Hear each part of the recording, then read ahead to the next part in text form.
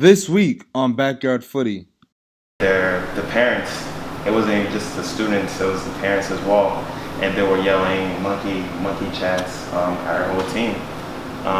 And at a young age, like I was about 16 or 17, you don't really have the answers for that. You don't really know what to do. You have a lot of emotions that run through you. And at that point, I felt like I couldn't do anything. I don't know, like, they just didn't look like me. I'm like, that's my everyday. That's literally my everyday. And you're saying, like, go ahead, like, try to pick someone from our class. Try to say who looks like me in our class. Who is a teacher that looks like me? Who is a coach that looks like me? Who is a professor that looks like me? Who is anyone?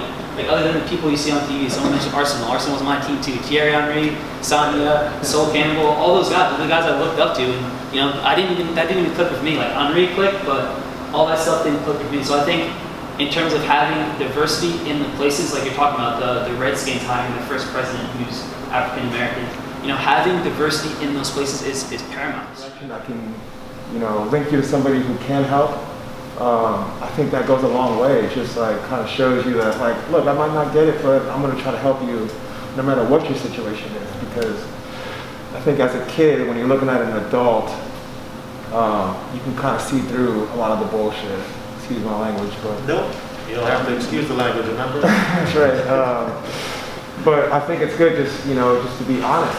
It's just it's a self-assessment as well as an olive branch to the kid. They might not be worrying about their life because they're young, but they're worrying about someone in their family, and it's very hard to just leave that behind. So to create an open environment where the kid can just go up to the coach and be like, hey, my mind's gone, not because of practice, not because of you yelling at me, it's because of these issues. Like, all right, man, you know what, I'm not taking a step back, take a day off or whatever, but I feel like creating that open environment is just going to go a long way. Our sisters are hurting, so I think there's no time like now that just saying it and believing it is one thing, but putting one foot in front of the other and like really going out there and fighting for it, I think that's something that I'm excited for, and like the steps you guys are taking to do the right thing, not just say it.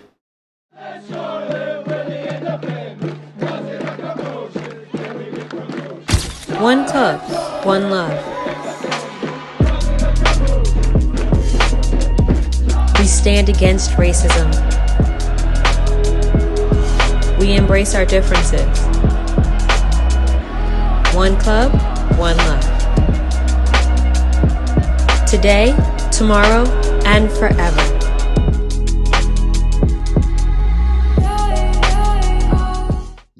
Yes, sir. What's up, Footy fans? It's your host, Hugh Roberts, aka Superhuman. We're here live for the 42nd episode, where each episode I'll dive into the backgrounds, journeys, and experiences of professional athletes, former athletes, coaches, and anyone that's been involved with the game. I know it's been a while since the last ep, but I have things in the work always. Because of my last Black Lives Matter athletes episodes a couple months ago, we began talks and forming a USL Black Players Group. We saw the MLS's whole initiative in the bubble with the whole display. It was impactful. We knew immediately that we needed to do things and formalize ourselves. We officially announced in August, because of those talks, we announced the USL Black Players Alliance. We've been talking with over 100 plus players within the USL before we even announced. But due to the NBA shutting out their games and that whole week of all games being canceled, we knew it was time for us to make a move now and, conform to these times. So within a matter of a day or two, I'm talking about we had a game on the first USL game in League One was on Friday. We had to get everything situated for the protest and what we wanted to do. So we were in constant contact with the league and got over 100 plus players trying to get everyone unified. Long story short, we ended up just giving the ability to each club, letting them protest how they please. But it was a whole process and ideal. And within 24 hours, we announced, we got everything on social media. We also got things formalized within the league, got things unified with the statement, all within 24 hours. It's a whole headache, but it's a process. And we officially announced it's been a great way for us to get things started. As a Black Players Alliance, we want to amplify the Black voice. We want everlasting change, like Blacks at head coaching positions and in the front office owning clubs. Opportunities for us post-career, getting our licenses, reaching assistant coaching or head coaching positions as well when we finish our careers, and also owning clubs. We want also every USL club to affect their community in some way. They all have resources that can be used, and in some way we need to make a difference within our communities. So the fight doesn't stop, and the list goes on. But this is something that we've been working hard for. This is spearheaded by Brandon Miller and I, with some others like Peebo Due, Aaron Mound's been in the mix, and some others. But spearheaded by Brandon and I, we've been in talks here in Charlotte for some time now, and knew we needed to get things started. And so, yeah, fast forward in a couple months now, and here we are. For this 42nd episode, I got partnered with the Independents. I had over 6 pro players, 5 academy directors, and a couple other local influential Charlotte people. From the pro players, I had Aaron Mound, center back, Clay Dimmick, right back, Tresor Mbayu, rookie on the team, Shalom Duty as well, another rookie from 1-7. Both of them are local pros. Had Duke LaCroix as well, and myself, Duke's a left back. From the directors from the Independents, I had Thomas Finley, who is the CEO of all Charlotte Independence Club. I had Saren Vogelwed, who's also a Charlotte Independence director. I had Keith Poston, another director. I also had Drew Polly, another director. And lastly, I also had my man Nate Walzer, who's the assistant coach for the Independents, director of goalkeeping as well. And we're also joined by Cleveland Sellers, who's on the racism task force for the club Independence, new task force that they just formed. We're also joined by Mark Wright, who is an ESPN journalist here locally in Charlotte. His sons used to play with the Independence Academy. I was also joined by Sandra Gaston, who's a soccer parent, a black influential woman here locally. And yeah, it was over 14 people total, all great perspectives, all educating ourselves, all sharing the experiences that you won't get anywhere else. And we're all coming together just to enlighten people. As I mentioned, the work never stops. Keep having those conversations with people who don't look like you. Keep getting out of your bubble and just learning new things. It's the only way we can affect change. So I appreciate you for tuning in, and let's get this show started. What our thought is, what our philosophy is. And the one club, one love is a positive phrase that we feel can show that we're about oneness, about inclusiveness, and about impacting and influencing people. Ultimately, that's our job as a youth soccer club, is how can we impact and influence children in the game of soccer, right? And obviously, hopefully they pass that on to someone that gets passed on and so forth. That's what one club, one love is, okay? It's about respect, it's about treating people the way you want to be treated, and it's about being a good teammate, okay? We've been involved in many discussions on this, and we've kind of formulated a game plan about the why, how we educate our staff, how we talk about it in the community, what our outreach is, and everything else. And some of you have already been part of the conversation. So, with that said, this conversation is the brainchild of Coach Nate, and we'll let him talk about it, and then Mr. Wright, how we get here and move forward. So, thank you for being here and participating. Yeah. Cool.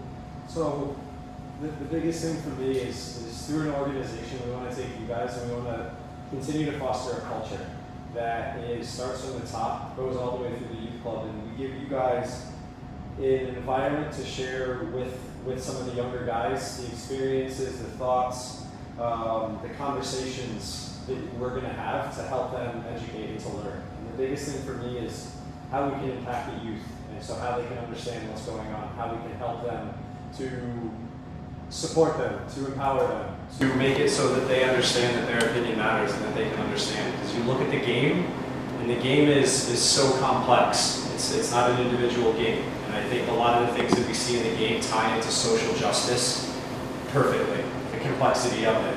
You're moving in your lines. You have to break teams down. What does the opposition have? What does the outside, what do people on the outside have? And we have to figure out how to work through it and work together to ultimately overcome this. And so my biggest thing with this conversation is us sharing it as much as possible, as much as everyone feels comfortable, so that ultimately we can discuss what are the experiences and what are the action plans moving forward for young kids. Because I think a lot of it has been talk and a lot of different things, but what are action items? What are action plans that we can move forward and really help the youth just to understand and to get better and to feel that they have a voice and they're empowered. Yeah, amen and amen to everything that's been said before. And, you know, my piece of the sermon is always, you guys have heard it before, is that when George Floyd happened, when Ahmaud Arbery happened, Breonna Taylor happened, corporations and companies, and, they felt the need to send out a press release and say, we are against racism, we're against social injustice of all kinds. We sent out a press release, and then they say, good, full stop, we're done, we did our part, and we're done, right? And much credit to Thomas, who felt it was important to not only put out a press release, but to form a task force, an anti-racism task force, to actually do more than just the bare minimum, right? So we hope you don't get tired of these sessions where, another one of these. Hopefully you don't get tired of that. Something good always comes out of every single one of these. And I'm not fatigued, emotionally fatigued with these conversations yet, because even though we all don't know each other intimately, we're all gonna leave here today and say, something Mark said today resonated with me. Something Sarah said today resonated with me. And then we take it, and of course, you guys are the pros. You guys are who the youth aspire to be, right? You guys went through the college level. You guys have touched your national teams. You're it. So we want you to take everything that you're absorbing here and somehow just leave it at their feet. So that's fine. And safe space. So safe space. So even though you see devices recording stuff, don't feel like you can't be transparent, right? Don't feel like you just can't speak the truth. My kids know that when Daddy can't find the word to an adjective, I drop an F-bomb. It just makes me comfortable. So look, I'm not saying drop F-bombs, but I feel comfortable today to just let it all hang out. And if we put stuff on social media, we're not silly enough to put that on social media, right? This is really for us here. The social media stuff is for us to just let our club know that we're doing more than just the press release, right? That makes sense? And from the pro perspective too, as Mark kind of said, we have a lot of power right now, and this is why I really commend all you guys for coming out here and supporting us as well, and not just, staff as well, but us players. We have a lot of power right now. We have a lot of big impact to make some change right now. People are listening to us because of this movement, because of what's going on with these deaths right now. That's why I've been doing a couple episodes on my podcast, but this is again another opportunity to have the youth club staff, front office people, coaching staff as well. I feel like this is a rare moment where we can take advantage of and we can all come together and educate the masses. So again, like I said, I do commend you guys for coming out, and I feel like this is a time now to use our voice and our power to make some actual change, some positive, everlasting change. And so from that standpoint, what do we feel like as pros, how the club's gone from the beginning of the movement during quarantine to now? How do we feel like the club's been progressing over time? That's the players. Everybody knows. Okay.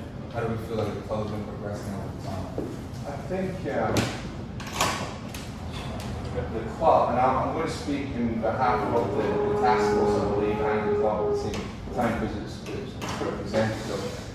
I think originally, Hugh, the idea was, let's develop something that we can package, put a ribbon on it, and then launch it, and then say that's it. But I think the more discussions we got involved in within the task force, we started realizing I think it was the second meeting, we actually sat and had about a 45-minute conversation. We said, okay, what is racism?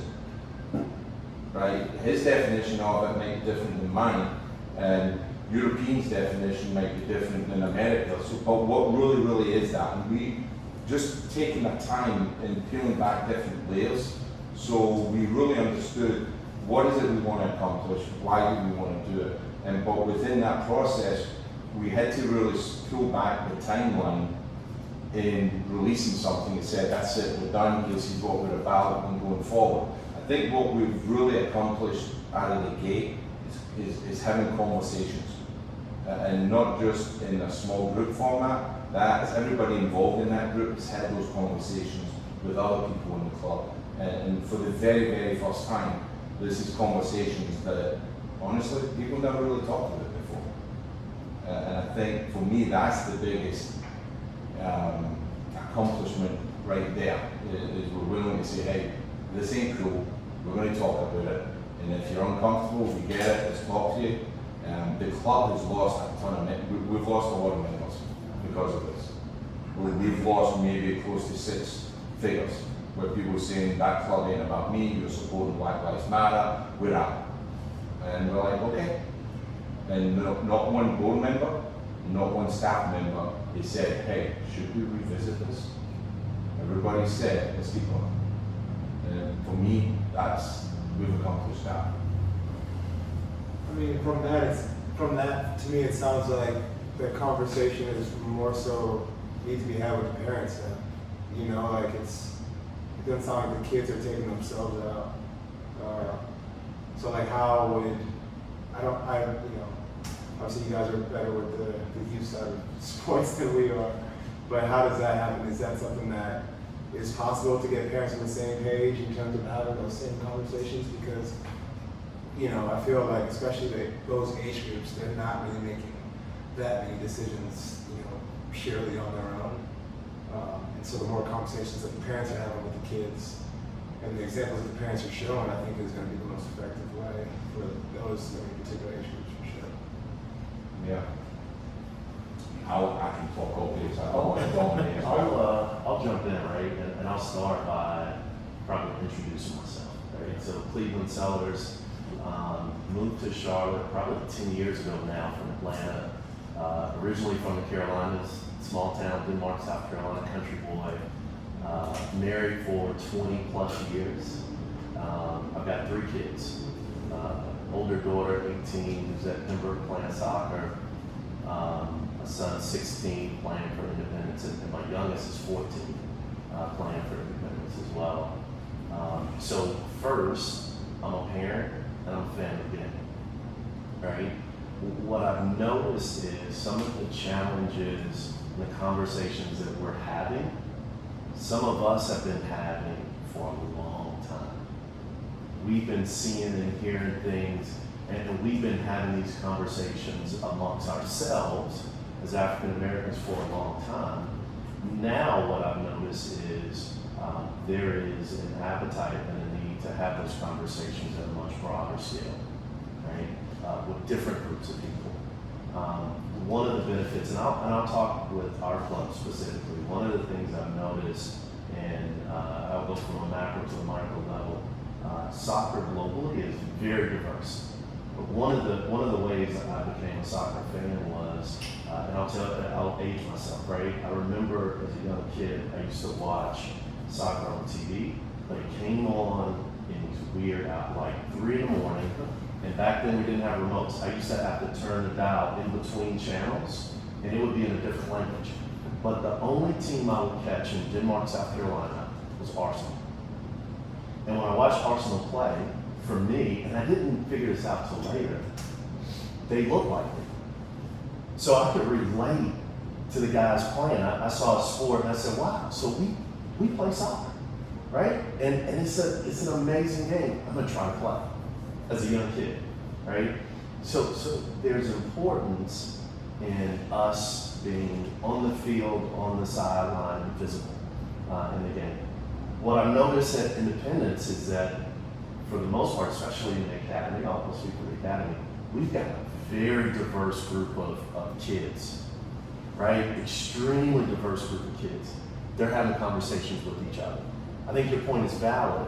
The parents having conversations as well, probably not as much as our kids, but it's where we need to go, right? We as adults, as pro players, as coaches, parents have got to start having those conversations. And I think we're doing more of that now, right? Circumstances and the deaths by police and brutality created this swell of inertia that's made it easier to have uncomfortable conversations. I was watching the clip you sent me, right? I think it's conversations with a black guy, uncomfortable Conversations conversations with the Black Hat. Amazing YouTube feature, right? In those conversations, it's funny, I watched all of them, and most of them I'm like, oh, I thought that. Yeah. But some of that I've never said out loud, right? Because they are kind of uncomfortable. But we're in this space now where you gotta get comfortable with being uncomfortable, right? And so I think there's progress, but there's a lot of work. There's a lot of work to be done. I mean, you know, with my kids going through the program, I've seen situations where a player on an opposing team calls one of our players an N-word, right? What happened, right? That kid may be ejected. You may see him in the next match or may not. But what happens to that kid that was receiving it, right? Because all of you that have had that happen, you go through the anger and the rage, and you just want to hit something or somebody, and then you go through, wow, that was a term, that was derogatory, that was an insult. You know, you go through a range of emotions. So I think while we have those conversations, we have to be there for each other, and that's a collective, so that we can make sure that at the end of the day, we're helping, right, mentally, physically, and that we move the needle in this discussion. And I think we're getting there, right? We're making progress. We're not there, but we're making progress. And to Thomas's point, to stand up, and what you'll find is corporations, Mark, to your point, I'm executive at a very large corporation, they're bottom line driven, right? They'll make a statement, but they're not going to go too far because they don't want to lose money, right? What Thomas and the team have done is said, we're going to make a statement, and it's going to be impactful, but we'd rather have the people with us that are with us, right, than people hiding in the corners. So still a lot of work to do, but I think we are making progress. I think from my, Go on. who's that dude? Go on. I think from my standpoint as a player, to be completely honest, kind of like you said, it's been a work in progress. This whole quarantine started around March. That's pretty much started around March. It's been going on for a while. Not only have I been speaking out, but other players on this team have been speaking out. And the support from the club wasn't there all quarantine. And we've had to go around the club to do some of these issues. And even just to address a simple statement, it was kind of a hard time for like this club even to put out a statement until they received some backlash on Twitter and social media and some players as well. And I mean, that all ultimately just speaks to us. We all talk amongst ourselves behind closed doors, and we're like, you see this room right now, there's a bunch of minority players on this team. The fact that the club doesn't want to put out a simple statement for us and our standpoint, it really does speak volumes. Sometimes silence does speak more volumes than you're just saying something. Going on a couple weeks later, a statement comes out and then it's disappearing again, probably around April. Disappeared again until around June or July, and as you said before, clubs just put out a statement. I think that's that, and that's enough. Going on a couple of weeks, there was tweets on social media from other owners and stuff. Fans caught wind of it. Fans are now, bringing the independence, and when you get that social media backlash, of course, people are going to speak up now. But I feel like it could have been a simple solve if it was addressed to us, a simple statement or simple things that were going on right now beforehand. So before these instances even happen, it's like, okay, the independence is already ahead of the curve. We're going to support them fully. But it's been a work in progress, and I do commend the independence for even having this conversation, because I don't see any clubs continue on with the work. We see a statement a couple months ago from the majority of the clubs, but the majority of the clubs haven't done anything.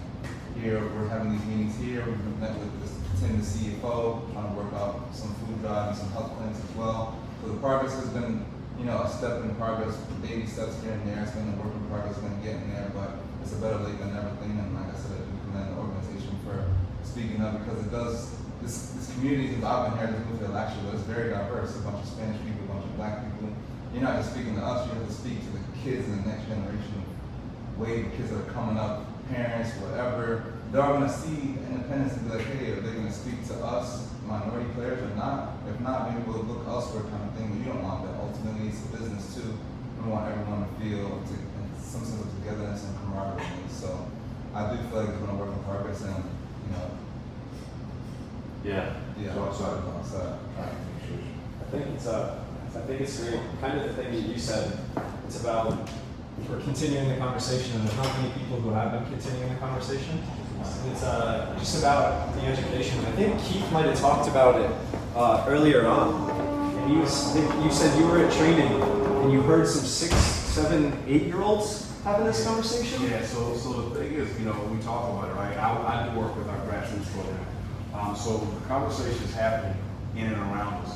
And it's up to us as adults, as coaches, and parents to figure out how do we deal with that. But the kids are having a conversation because they're in school, and at this point they were in school and they were talking to their friends, so within their neighborhoods they were dealing with it.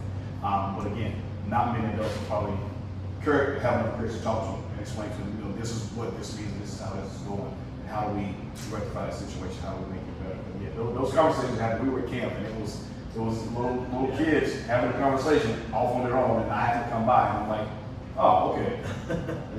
But again, we as a club, to what degree do we have, or do we owe, as a parent myself, do we owe to those kids and to those families to say, this is what this means, right? Because some parents are a little bit hesitant. You're not going to talk to my child about this or that. So those are things to be aware of. But I think you made a good point, right? And it's a dynamic, fluid situation from a collective perspective. And what I've noticed in corporate, you talked about the slow response, right, or lack of response. I think that was everybody, right? And when I look from a corporate perspective, my company didn't make a statement. It took months, right? And I said, well, why is that? And then I looked at our leadership group, right? No one of color or minority, women, no one sits in our leadership boardrooms, right? We are one of the largest, global company, huge. When I looked at our board, nobody looked like me or anybody else on our board. So what I noticed is taking times for companies and organizations to assess and say, number one, what do we need to do? And then number two, how do we do it so it's not, Thomas, I think we talked about this on the call, so it's not just a statement. What do we do so we're impactful?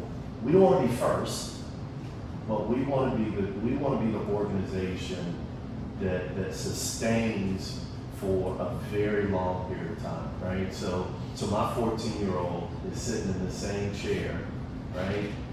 Thinking about some of the same things, part of One Club, One Love, right? So it's sustainable.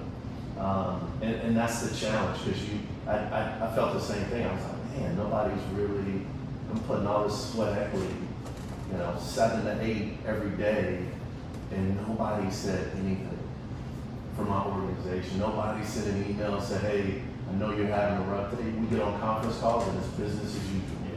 Right? And I can't bring my whole self to work because I just saw somebody that looked like me and my brother be killed on camera. Right? So you internally there's this conflict, but nobody says anything. Right? So how do we do it? And I think we're getting better, right? It is going to take time because the shape and the look and the size of organizations has to change.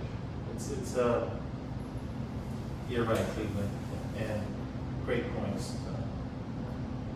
We are at a point in our world, right? And part of me wishes I was 24, 25 again, because I just me and you, Cleveland, I'd be in it. Yeah. Right? I'd be playing a 6 all the time. Going after somebody, right? We're at that point in our world. I mean, look, the Washington NFL team, my team, I grew up in DC, right? Took a plane from Jamaica, landed on my 12th birthday, and it was on a Sunday, and the Washington NFL team was playing, and that's my team. That became, I wore 44 for John Riggins. Now I'm aging myself. And they just hired Jason Wright, no relation. The first president in that franchise. That's also the NFL's first African American president.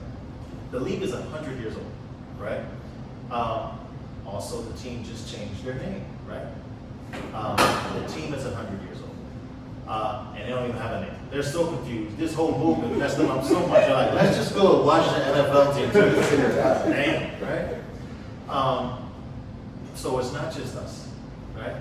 I think actually in this race, we're Usain Bolt right now. Yeah. Right? Yeah. I mean, we're looking back like, wait a lot. And that's a shame. But look, corporations, Nike, Adidas, right? Now everybody's on Front Street, as we say in New Jersey. Everybody's on Front Street because now we're not just looking at the brands that you sell to us, right? We're actually looking in your C-suites and we're saying, all right, just like Arsenal, who in your C-suites look like us or look like America or look like the world, right? Worked at ESPN for many, many years, and I've been in many meetings where something doesn't feel right. And we preach diversity and inclusion. D&I, right? So we have diversity in the room, right? But we don't have inclusion, meaning if I see something, I actually feel empowered to actually be a whistleblower and not feel like I'm gonna lose my job tomorrow, right? I think a media company like ESPN, I felt at some point as I got older that not only am I at the table, I actually feel like I could nudge the president and say, no, you can't say that. And I remember as a young pup at the company, when we would put vernacular in our stories, like my dog, D-A-W-G or D-O-G, or where you drop the G and put an apostrophe. And these were conversations that as a young pup, I was a part of because my old, mostly white male editors, right, just couldn't understand why make that D-A-W-G, because if it's actually D-O-G, then somebody might take that in a literal sense. And it's okay for you to put F-M dash, you don't have to actually put F-U-C-K, we get it, because some of our readership's 14, and they get it, like you don't have to be that little, like these are conversations that I was a part of. And now, go to ESPN.com, find a magazine if you can find one, and that was just part of their culture, right? Which is to Cleveland's point, we had to start somewhere. So maybe by the end of next season, we'll actually have a woman president be hired by another NFL team. I think the NBA obviously gets it right. So not only do they have shirts, and I got friends working in the Bowl in Orlando, and they're hearing whispers of people who actually don't like the movement, don't like the Black Lives Matter, and they've been outing themselves. I don't know if you saw the graphic that's been making the rounds on social media. A photographer who's been a long time consultant with the NBA, and he's had this contract forever. And he put something reckless on social media about Kamala Harris. Fired immediately. 5 years ago, he could have done that. He probably did it for Hillary Clinton, right? Wasn't fired. But we're in a different point where people are like, you know what? I'm gonna fire you because it's the right thing to do. But I'm gonna fire you because also you're not gonna mess with my paper. Right. And I think that's kind of where we are. So whatever your reason is for doing the right thing, because whether it's in your heart, change the name from Redskins to whatever, hire a black executive because you're doing it because it's the right thing to do, or your constituents are like, we expect you to do that, or we're not going to buy your brand, we're not going to come to your games. And I think that's where we are, guys. So you guys, you young soldiers are at a point in your existence because you're young. I happily sent my son to college in this pandemic in Washington, D.C. We were happy to send him. We worried, but they're at a point, and this is his time to be on the forefront of what comes out of this. What's he gonna do at my house in Gastonia in his room playing Xbox? Man, go to the fight and be vigilant and be smart. Go there, man, and represent the name. So I just want to encourage you guys, all of you, to understand what kind of power, white and black, that you guys have. That's pressure. Every touch's got to be crisp, but it kind of is what it is. I like one of the things you said in that, and it kind of hit me a little bit. And it was, we have a ton of diverse rooms. There's always a diverse room with you really feel included in it. And I don't have that experience, and I have friends who have said that stuff, and they've said it to me in the past, and quite years ago when things like that happen, and they've been like, man, F that person, this, and I'm like, dude, what are you getting so mad about? Like, I don't get it. Like, why are you mad? Just F them, relax, get on with it, dude. Just get on with it.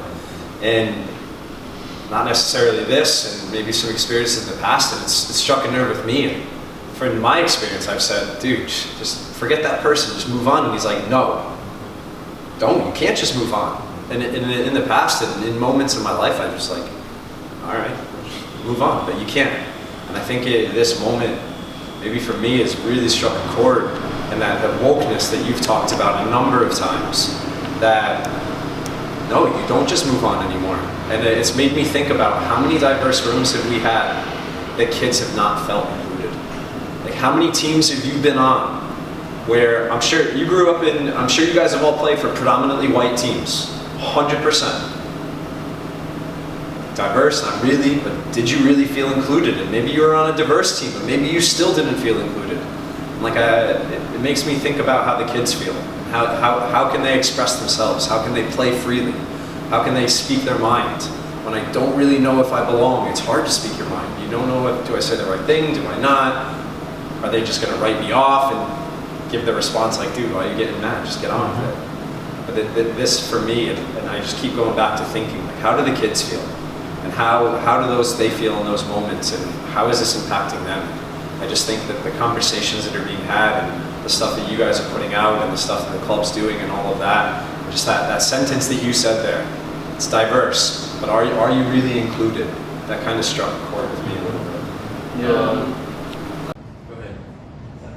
Talking about some of the points I was going to make in terms of diversity, something on personal landing, but kind of your point, how it came to feel. From small town New Jersey, Duke Quad, I had a chance to say, meet everyone, but I just want to reiterate. From small town New Jersey, pretty country, pretty rural, a lot of white faces around, and an anecdote that I would say in terms of your diversity inclusion, I don't think it's as widespread as it ought to be. I think, I don't know if privilege is the word, but there's certain opportunities that are afforded to certain individuals where if you're not in that spot, you're not there. There are people who will never be there in person, even white and black. So I'm from New Jersey, pretty country, a lot of white faces, and I look around in my classroom, and there's 2 other black kids, and like, oh, this is your cousin. I'm like, no, man, like, just another black person. Like, people look at me, this stereotype is, from sitcoms, like, oh, you're gonna date the black girl in school because you guys are the 2 black people in the same age. So it's kind of, it's not funny, but it's like, okay, like, that's just something you brush off, say, whatever. And I just distinctly remember going to college. I grew up in a lot of private. I was afforded the opportunity to be somewhere diverse after, the rural upbringing. I went to private high school, boarding school, very diverse. Private college, very diverse as well. And, I went to a high school party, and I brought, some friends with me from my hometown. I'm like, hey, like, come hang out with my friends from my private high school, my hometown friends. I brought, 2 or 3 of my close friends, good guys, they're still friends to this day, nothing against them. But I brought them to a party, a lot of dark faces in the room. And they're like, oh, this is like uncomfortable. Like, why, like, what are we doing here? I'm like, what do you mean, what are we doing here? We're just hanging out. Like, these are the friends that I'm hanging out with. Like, let's just have fun, like, relax. I'm like, oh, no, like, it's not cool, let's go. We leave. I'm like, hey, man, like, what's going on? Like, what's wrong? Like, it just didn't feel right. Like, I didn't feel safe. I'm like, what do you mean you didn't feel safe? Like, I don't know, like, they just didn't look like me. I'm like, that's my everyday. That's literally my everyday. And you're saying, like, go ahead, like, try to pick someone from our class. Try to say who looks like me in our class. Who is a teacher that looks like me? Who is a coach that looks like me? Who is a professor that looks like me? Who is anyone? Like, other than the people you see on TV. Someone mentioned Arsenal. Arsenal was my team too. Thierry Henry, Sonia, Sol Campbell, all those guys are the guys I looked up to. And, that didn't even click with me. Like, Henry clicked, but all that stuff didn't click with me. So I think in terms of having diversity in the places, like you're talking about, the Redskins hiring the first president who's African American, having diversity in those places is paramount. It's huge. As a young kid looking at your staff and having people who are in those positions be inclusive. Having an executive board that's willing to say, we don't stand for this. This isn't, something that we stand for. And I think, even if you have people who are inclusive, it's tough to kind of say, this is what's going next. You know, like, why would I want to be there if they don't look like me? You know, so people don't necessarily strive for that. They don't say, that's a room I want to be involved in, because it is uncomfortable. And I think having these kids, having these uncomfortable conversations with someone who doesn't look like you is willing to at least say, hey, let me spend a second in your shoes and see what you're thinking, is huge. I think that goes a long way for the children. And hear that story about those kids talking about that's changing. I don't think the adults want to have those conversations, and that's something we can try to address and talk to more, but they're fully developed individuals. I think it's a tougher conversation to have than to have a kid who's going to grow up and have more kids, or have a kid who's a peer of a kid, even though the parents aren't necessarily in your club anymore, but they hang out, they go to school, they meet virtually, they're going to have these conversations. They don't want to be on the outside looking in if all of their peers are having these conversations, and then they'll be willing to be uncomfortable. And I think that's the point, is how comfortable are you being uncomfortable and still being a functioning member of society. So just that anecdote, it's just the idea of looking around the room and it doesn't look like you. I think that's tough for a kid to swallow. My personal experience growing up. Can I get to the reports? My name's Mick. So back to what you said about the soldier thing, I think that growing up, it's obvious to see the opportunities we get. And a lot of my friends of color or from diverse backgrounds, you can kind of see, hey, they don't get many opportunities like we do. And like, my family was always one who raised me they would come with us, they would stay the night and stuff like that. And I think now we've gotten to the point where like, okay, we can say like, this is wrong, and we can believe this is wrong, but your point about being soldiers, I think now's the time to kind of like strap up and be like, all right, let's fight for this, let's start taking action. And our brothers are hurting out there, our sisters are hurting, so I think there's no time like now than just saying it and believing it is one thing, but putting one foot in front of the other and like really going out there and fighting for it, I think that's something that I'm excited for, and like the steps you guys are taking to do the right thing and not just say it. I have a question. Go ahead. And may actually, I thought about when you said inclusion and inclusiveness too. I got one definition, Paul. What is it that would make you feel inclusive in a group? We talked about Adidas coming up with these benchmarks. You've got to hire a certain percentage, and these big corporate organizations developing some diversity guidelines, right? But what actually makes you feel as though you're included? It's really challenging because it's not a quantitative type of thing. It doesn't. Sometimes there can be a room full of white faces who are feeling food. But it's qualitative, and that's tough to say because as companies want qualitative. I think institutions need the quantitative. They need the number. They need the data. They need statistics. What's the number we need to hit in order? What's the threshold that we have to cross in order for everything to be fine? But I don't think there's a threshold. I think that's the most challenging part about it. It's a feel in terms of. Are you willing to be open to new experiences? Or do you no longer see me as the other? I think that's something that's intuitive. It's not something you can see it in any interaction with someone else. You just know that you're no longer the other and you're a peer. You're a colleague, you're a friend, you're a family member. I think everyone in this room has had that feeling. It's just tough to put your finger on it. But I don't know if quantitatively I can say this is the threshold over 50%. I don't know if that's it. When you make eye contact with someone, you no longer feel like you're the other, you can feel the conversation. I want to jump in just to add in, when you talk about diversity and inclusion, and I'm a parent, I apologize for being late, was at work, coming from Mooresville. When you talk about diversity, you get into quantitative and numbers, that's kind of data. When you talk about inclusion, that's a different realm, that's about acceptance, that's about trust, that's about freedom to be who you are. And there is no measurement to that, and there's no definition to that. That's a cultural establishment, right? You develop that culture and that awareness. As Mark indicated, as a pup he felt one way, and as he grew, he felt comfortable and free and entrusted to speak. That's that inclusion, right? And that's that culture maturity that will develop over time as you set that tone. But that's a distinction between when you say diversity and inclusion. One is about numbers. You can have the count. That does not mean you have the inclusion of the empowerment and the freedom and the trust that I can be who I am in any capacity, whether it's related to racial or whether it's related to any other area that's diverse.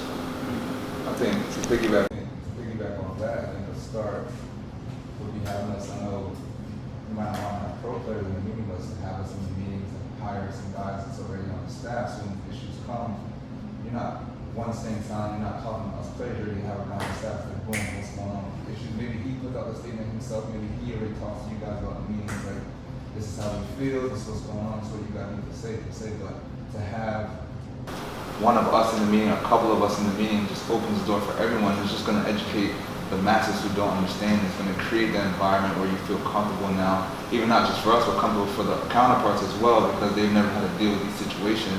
So the whole open environment where we're included in the meetings, we're included in some decisions, we're also not just from the top, but also in the youth decisions as well, because you're saying you have a 6 and 8 year old talking on the field. I mean, man, that's so impactful, because I coach as well. I coach a U13 boys team.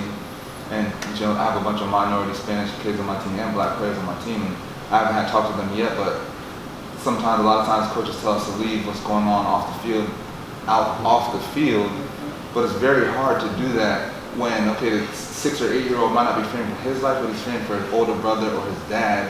I remember when World War II happened, I was in 4th grade, my grandfather lives in New York, and my aunt lives in New York, and my aunt works for the World Trade Center, so I was just busting out crying all the time because I'm worried about my grandfather, you know? So when these killings are happening, they might not be worrying about their life because they're young, but they're worrying about someone in their family, and it's very hard to just leave that behind. So to create an open environment where the kid can just go up to the coach and be like, hey, my mind's gone, not because of practice, not because of you yelling at me, it's because of these issues. Like, all right, man, you know what, I'm not take a step back, take a day off or whatever, but I feel like creating that open environment is just going to go a long way. It's like Cleveland talking about bringing your old self to work, right? Brother, that was powerful. And I had the opportunity to talk to my son's team at American. And really, I wasn't talking to the team, I was talking to his white coaches specifically. When I said, what I need faculty and coaches of not just soccer, but all teams, really I'm talking to soccer coaches, right? And I'm like, now when you see a black and brown player come to training, and his countenance isn't right, his attitude isn't right, just something about him isn't right. Before you play the easy card, which is to say, that's just Hugh, man, he's got an attitude problem, that's just who he is, right? And then things follow that, right? You speak recklessly to him, you bench him, and you can see where this will go. Hugh eventually becomes disenfranchised and affects his play, because you all know, in order to play well, you have to play free, right? So I said, instead of playing that card, now this social and racial awakening that we're going through, now you're going to be a better coach, where you're going to say, instead of playing that easy card, you might put your arms around him and say, yo, Hugh, you good today? You all right? Privately, or maybe even in front of his teammates, so he doesn't feel like he's special, that special, right? Like he's got special circumstances. And literally, I saw my son's coaches, who are, again, all good guys, right? And they're going, I have never in my life heard anybody say that. I like to think I'm prophetic. That ain't prophetic. That's just talking off the dome. So, and again, that just speaks to bias, right? That we all have, right? I brought all kinds of bias up in this room today, right? And I will leave with them, which is a nice segue to our video piece. Can I answer a very pointed question? One of the things we're working on is coach education, right? How to teach. You're saying you haven't even talked to your team, right? You're probably more qualified than anyone in our club. Out of you guys, what can, if anything, our coaches say, do or act that would make it feel okay for you to go to them if they don't have the same skin color as you? Can we train them good enough with compassion and empathy, and have them have so much trust with you? Would you as a player go to them still if they have a different skin color? And I'm throwing that out there, right? Because we have to talk to a lot of coaches that don't look like our players. Yeah. Is there anything, or is the ship sailed? No, I think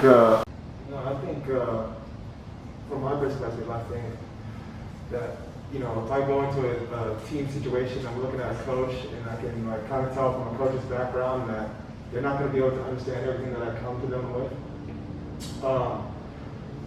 Where I feel like I'm being heard is when the response is, all right, I might not have the answer to your question, or I don't know, how to help you specifically, but I can lead you in the right direction. I can, link you to somebody who can help. I think that goes a long way. It just like kind of shows you that like, look, I might not get it, but I'm going to try to help you no matter what your situation is. Because I think as a kid, when you're looking at an adult, you can kind of see through a lot of the bullshit. Excuse my language, but Nope, you don't have to excuse the language, remember? that's right. But I think it's good just to be honest. It's just it's a self-assessment as well as an olive branch to the kid. The other thing I kind of wanted to just say while I had the floor was just kind of I felt like as a black person in America my entire life, I felt like a puppet. You know what I mean? I feel like there's always cameras flashing. They're putting a camera in your, a mic in your face. Like, what do you think about racism? What do you think about this? And it's frustrating because the progress does not match the level of intensity of the conversation when the cameras are there. So the question is like, what, the one love, one club, one love, is it a motto or is it, steps? Is it like, we're gonna go after recruitment, we're gonna go after, all this, or like what is the ultimate, I know what the ultimate goal is, but how are we getting there, you know what I mean? There's no ultimate anything because there's no ceiling on it.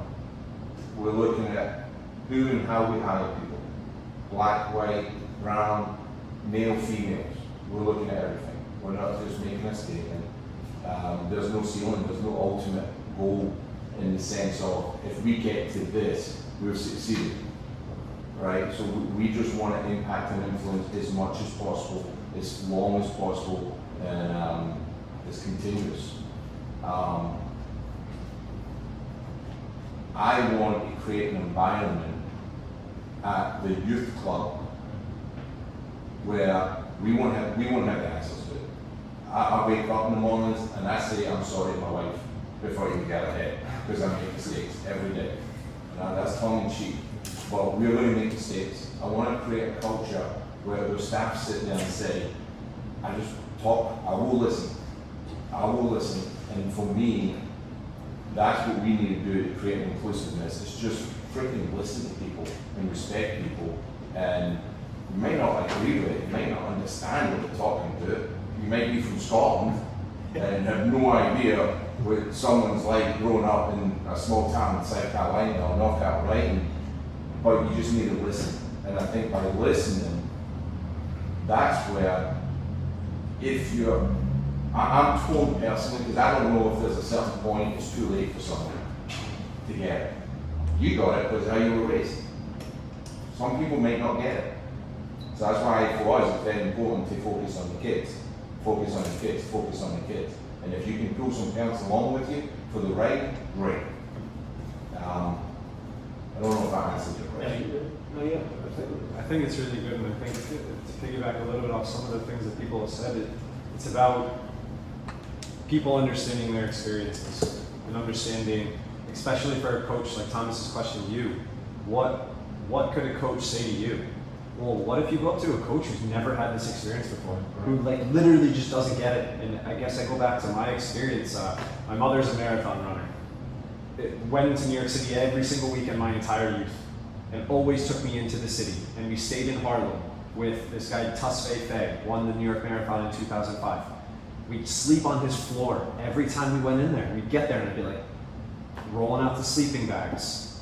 And I buzzed off it. It was like my favorite time ever. And I went in there and there'd be block parties. My mom would pull me out and she'd go. Hundreds of people in the, she'd just say, go. I'll see you in a few hours. There's not many parents who would do that.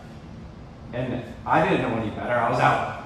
Basketball. There's a basketball hoop. I'm going. We're going to be fine. But I have those experiences. And it shaped me. And through my mother, who doesn't care who you are. She'll take you in, give you whatever you need, do everything. But what about the coaches who don't have those experiences? What about the coaches who really cannot relate? And you're gonna come off a bad, I had a bad day, a kid shows up to training and you're like, dude, let's go, run, let's go. And the kids just had bad days. Something's happened.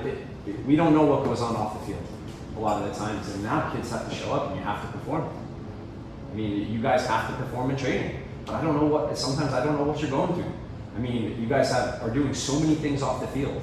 And I guess the formulated question off of this is how do we help coaches who do not have the experiences to help to relate to some of the players in the youth? Yeah, and kind of answer that question, and I guess answer Thomas's question as well. It's one, coaches to listen. I think that's the adjective you came up with, listeners. I think that's really important, but it's tough to listen if no one's talking. So I create the environment where you're getting the kids or the parents or whatever it is to talk to you. And something really, I guess, as a coach in my personal experience, is if the coach is willing to admit that they're wrong, or that they don't know, or that they don't have all the answers. If someone is right all the time, why bother even asking? They're right. Like, you know the answer. You know that they're going to say what they're going to say, and you're going to listen to whatever it is they're going to say. So in my experience, any coach who is willing to say, dude, I don't know, or hey, dude, like I'm gonna have to find out. I think that was what Aaron said. I have to find out what's going on, or I'm gonna have to get back to you and see what's going on. So if you're a coach and you don't have that experience, be willing to say, I don't know. Let me find someone who does have that experience, and let's explore this together. Let's try to sort this out. Maybe I can have a better understanding of the experience that you're going through. So if there's a type of coaching course or something for that in terms of being willing to say I'm wrong or I don't know is huge in sort of the coaching environment as a kid. Because when you're a kid, you look up to the coach and you already assume that they're always right. But if at any moment in time a coach told me like, hey, that's a good idea, let's run with it, let's see what happens, or build on that. Let's go powerful more. if you have that. Yeah, it's powerful, and it makes me want to go up to the coach for something else. Something else I don't know. Like a kid might talk, is like, I know the answer to this. Like, coach, you have to do it this exact way. Like, hey, dude, maybe not in this system, but let's try it out in training on some of the area. Or let's rework this and apply it in a different way, rather than saying no, like my way or the highway. Maybe let's rework this and apply it. You might not necessarily do exactly what the kid wants to do. You might still do what you want to do in the long run, but just the idea that you're listening will make them come up with something else later, something bigger maybe. And in the little instances where you're listening, you understand, like, hey, I'm open, I'm here for you. In this moment where it could be insignificant, in a larger moment when it matters, they're also going to know that you're there. I think that's Can you talk to your coaches? Yeah, I think so. Right now? Yeah? Yeah. Is this a safe place? I hope so. No, but it's. I think it goes off of what we want to do with One Love One Club. We want to educate the coaches. We want to educate the parents. We want to educate the players. Like, everyone needs education. Yeah, what I was going to say is when you asked that question, if you go up to players and even me in the beginning, when we had this meeting before, it's my first year at the club. I didn't know the coaches, and the coaches looked different from me. And I didn't know whether I could go up to Nate and say, hey, like, if this problem has happened where I felt uncomfortable, can I talk to you? I didn't know that. I didn't know who he was. I don't know anybody personally. But after we had that conversation, and I saw the coaches that were in the room that were willing to come into that room and, try to understand what's going on and how we could address these problems, I felt more comfortable going. If I had that problem, I have no problem sharing my experiences, and so I feel like that part is very powerful. When you talk about, I remember you talked about what about the player that's received that form of racism, where is he going to go, what is he going to do, and just knowing that the coaches are involved in this or something like this. It goes a long way because, in the beginning you don't know someone. Nobody knows anybody in the beginning. But if you see them involved in the same things that you're doing, such as this, you'll feel more comfortable. You remember our first conversation? Yeah, I remember. We were joking around. We were making bagels. We were screwing around. And I don't know how it came up. We were talking about middle names. And I was like, dude, you're never going to guess what my middle name is. And he's like, all right, whatever. And he starts talking. And eventually, my middle name is Jerome. And he's like, dude, you have a black middle name. There's no doubt about that. And we laughed about it, and he called me Jerome for like 3 weeks after that. And that was my connection with Shalom, and that was a moment I'll never forget. And it was just something where I felt comfortable with him, and he maybe felt a little bit comfortable with me, and we laughed about it. And I just thought it was a cool moment, and when you started talking, like, bang, that popped into my mind. I thought that was fun. Yeah. I think what's interesting is what we're talking about isn't a science, right? There's not a curriculum that you can teach and somebody walk away and be an expert, right? What we're talking about is part art and part science, right? It's part of the DNA, it's part of the curriculum, it's part of all of that mixed together. Just because you excel at X's and O's, don't mean you excel at connections and interaction with people. And we've all seen coaches that were phenomenal, but in terms of the interpersonal skills, it's like, oh my God. So that alone will stop you from having a conversation outside of the lines, right? You just know that person probably isn't equipped to do it. So it's an art and it's a science, but it's definitely needed. The other thing I'll say is one of the most powerful ways to learn is from peer education, right? You guys will learn from each other. We'll learn from each other. Parents and kids will learn from each other. And coaches will also learn from one another. So in order to have that transfer of skill and knowledge, it's got to be diverse, right? You got to have different perspectives. You got to have women. You got to have African Americans. You got to have you just have to be diverse and be able to learn from one another, because coaches feel more comfortable probably going to other coaches than they will maybe going to Thomas, right? They'll feel more comfortable talking and asking questions to each other and saying, man, I want to go to Thomas, but let me bounce this off. What do you think? Right? I want to talk to Mark, but let me. This is what I'm going to say. What do you think? So you have to start with that foundation. And again, I'm going to say this over and over. This is a journey, right? No one's going to get there, wherever there it is, right? Overnight, it's going to be a journey. And with that said, we have to protect each other, right? Everybody in this room, because the hurt, the embarrassment, the range of emotions cause a fatigue. And you'll find yourself crying in dark corners by yourself, having stuff inside that you don't know if you can say or express. So having a group that you can share with, that can encourage you, that can give you that moment, you know what I'm saying? Just say it's all right, right? Do you have that person you can get on the phone with or walk in and just lay on their bed and stop like cry like you did when you were a child? Because what we're in right now, if you haven't hit it yet, you will hit that point of fatigue where you're going to need somebody else. And it's important that as I'm saying this, you evaluate who's my support, who can I have those conversations with? Who can I, whether you're white or black, you just get tired, right? I got to the point, actually about a month ago, I went to a vigil, and an older white lady said, "What can I do?" And I got so angry, and it wasn't her, it was just a build-up.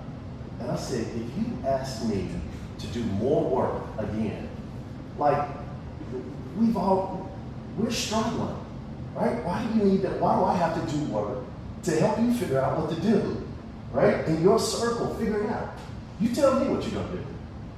You want me to go through the problem and fix it at the same time, right? It's that fatigue, right? So we have to make sure we have those safe spaces and those people that we can talk to and that can build us up and help us get through to the next phase of this journey. I have a real quick thing, couple things. Jerome made a great point. I'm gonna call him that now.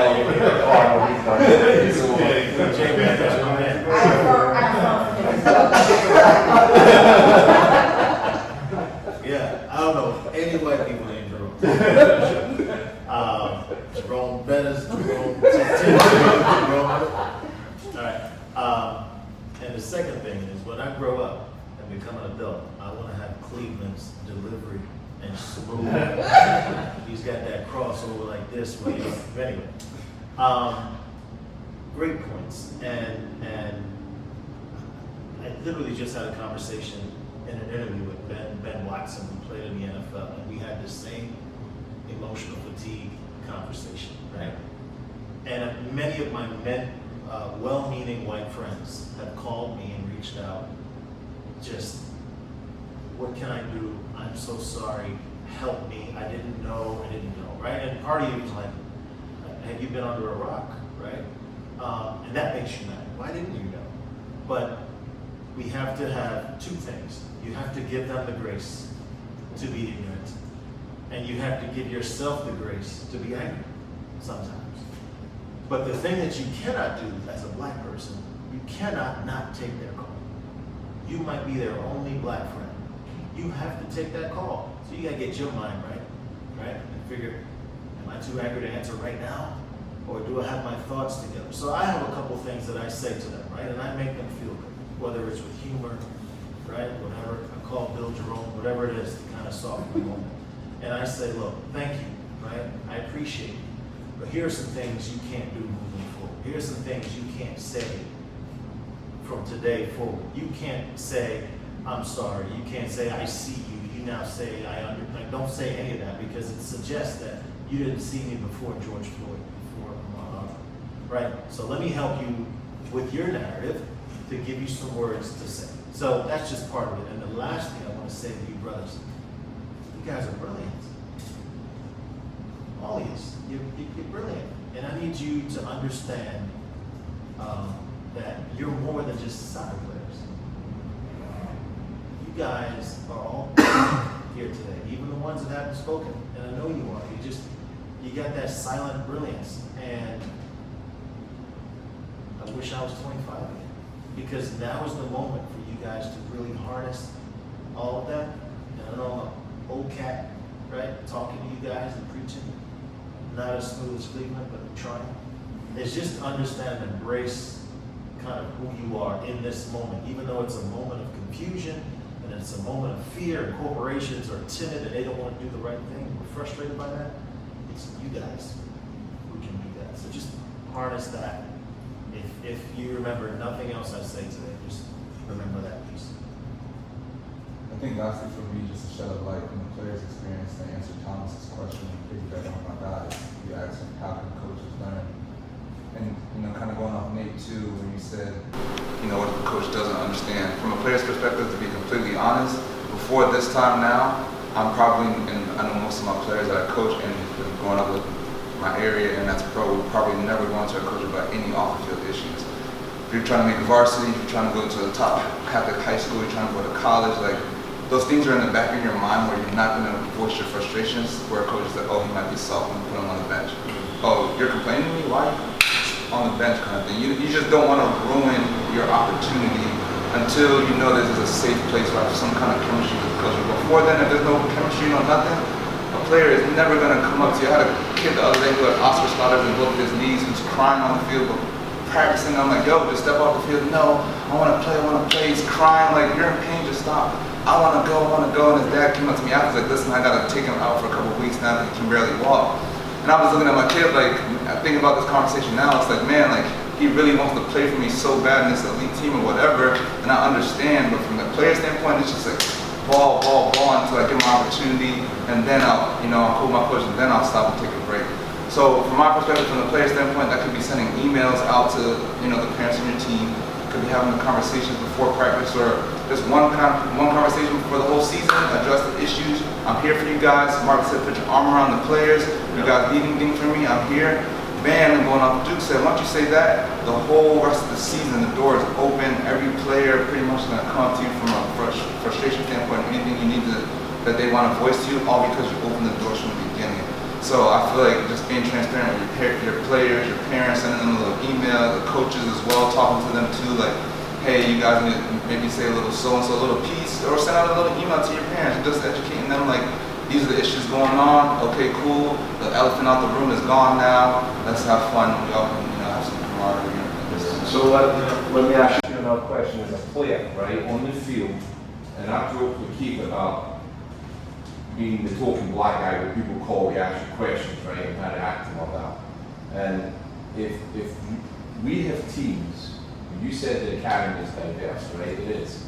But we have teams where there's one black kid on that team, right? And we have a lot of teams like that. If this is a team, and you're the one black kid in the team, whether it's the look or whether it's a microaggression, something that happens on that field, if you were to say something, what do you need from your teammates when that goes down on the field? I'm gonna need to know that my teammates have my back. If that instance happens and I feel like y'all have my back, I'm not gonna say anything to you like that. That black is gonna follow that frustration and hate, take it home. When I say something to his parents, you might start getting angry on the field during practices, during the game, and if you don't understand, like Mark said, you're gonna bench him. I've seen this all the time. College showcase come out, you're not gonna play the kid, you're gonna play him less minutes just because the room wasn't open for him. And I feel like, as I was saying before, if you open the door for them, if you let him know, especially from the coach, it all starts from the head. Yes, the teammates might not understand, but from the head, the point of the figures, like the door is open, all the other white counterparts as well might be like, you know what, I'm gonna boss my coach too. I got my boys back on the field, so all right, cool, and if this incident happens, bam, I got my boys back, we're not gonna talk to Tommy or whatever about what's going on and stuff.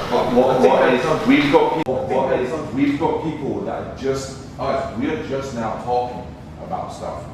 What is having your back on the field? Does it mean getting in another kid's face? Does it mean helping you up and saying, but whatever, what is having your back mean? And that's different for a lot of people, right?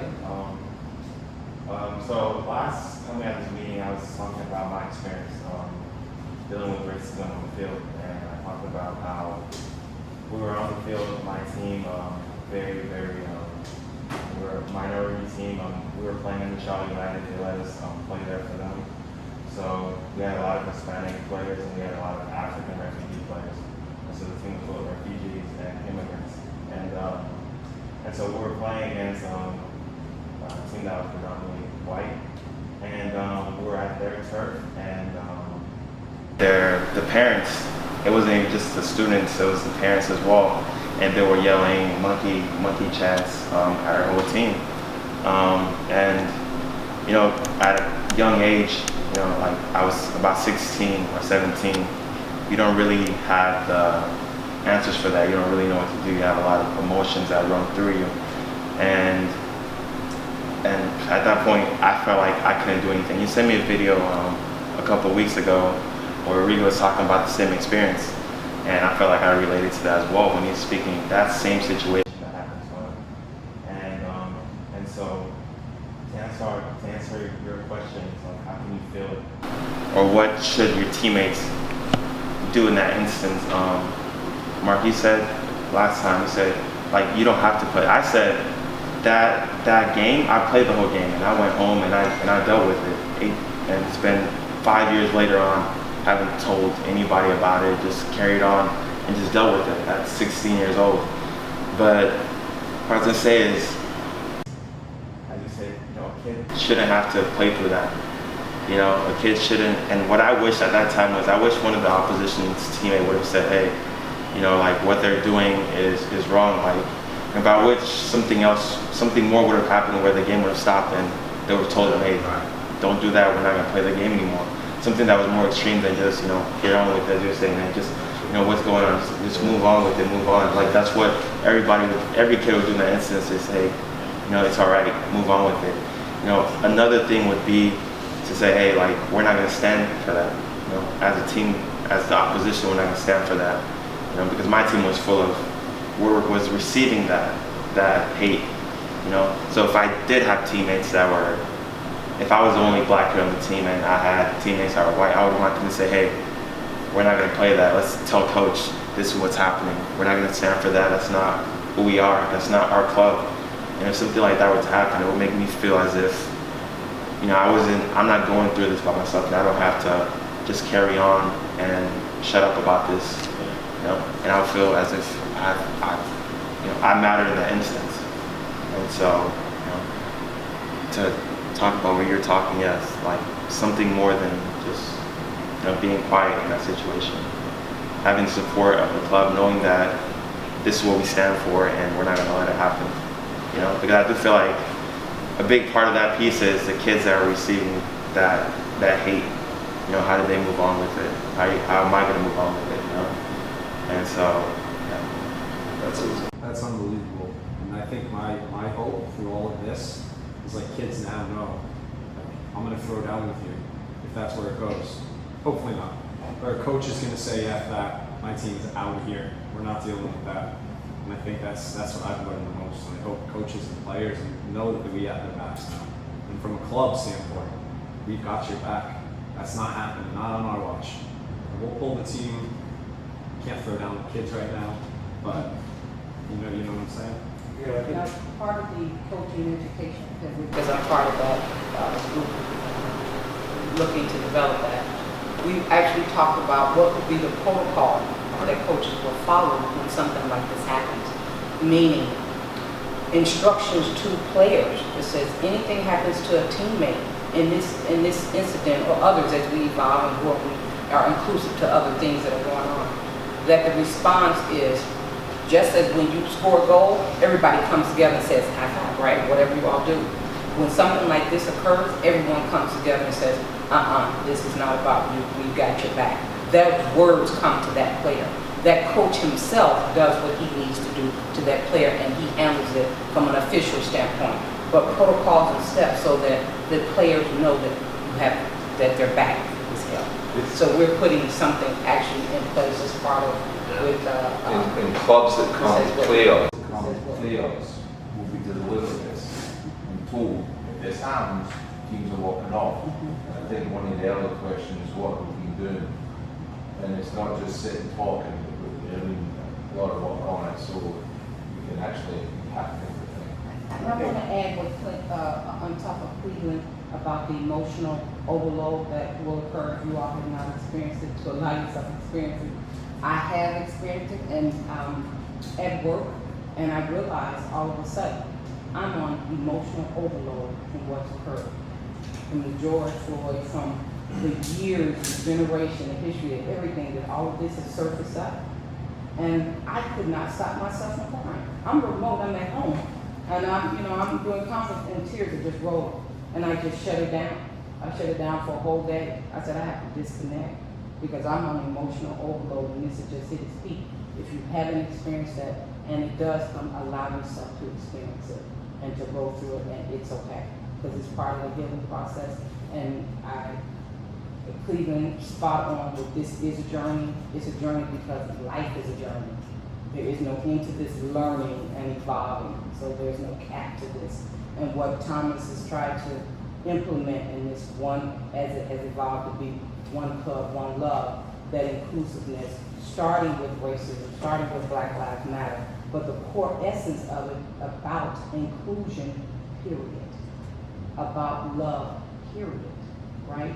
And so this is just the starting point of that transparency, of that openness, of that oneness, of that empathy, that compassion, that sensitivity, that understanding for whatever is happening with every player, from every coach, and that emotional intelligence that our coaches will have to develop.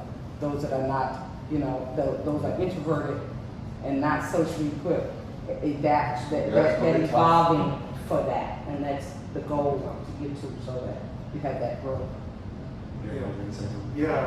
Just building off of that, I think everything that's been said about, the standards of the response to the racism, whatever it is that's going on, is so important. It's just the optics.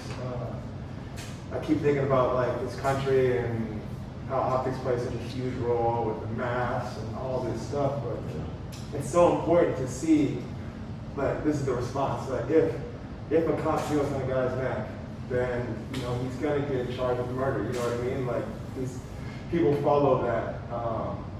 And I think that's really important. And also, like that kind of leads to the conversation about cultural inclusion and being able to see people at the club who are not only looking like, like me or,